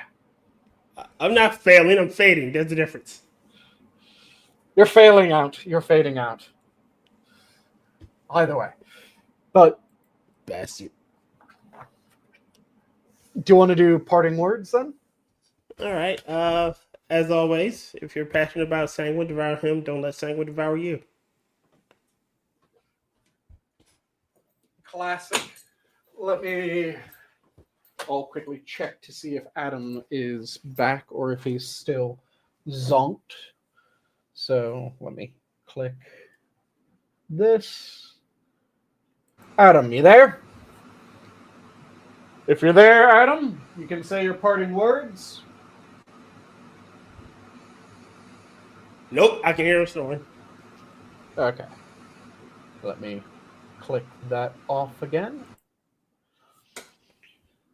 So I will end off with judge yourself as you would judge other people. This is a useful thing to do from time to time because you will often find that you either judge yourself harsher than you would others, or you judge yourself more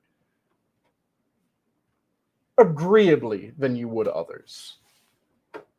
And both of those are nasty traits to see in a person. And with that, have a good night all. The zoo is closed.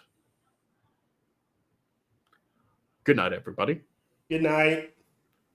And now I click this, and it takes a couple seconds.